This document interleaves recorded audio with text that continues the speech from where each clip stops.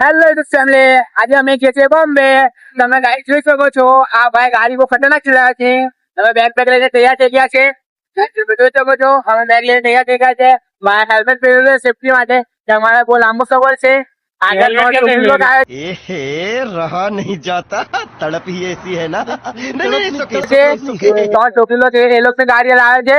અમે અમારી ગાડી લઈને ગઈએ છીએ. અમારો લાંબો સફર છે, એટલે વચ્ચે હોટલમાં તો રૂકવું જ પડશે.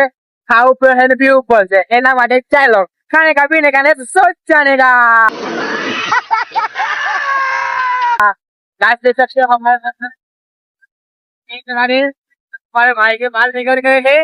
तो गाइस लोग देख सकते हो गाड़ी में हमारे बाल निकल गए. लोग होटल में बैठ के बाल बनाने वालेंगे. देखा आपने लापरवाही का नतीजा है. क्या करे, चाय नाश्ता अभी हमारा हुआ नहीं है. चाय नाश्ता करना बाकी है. हम जा रहे हैं होटल की तरफ. वो दिखा देगा. चलो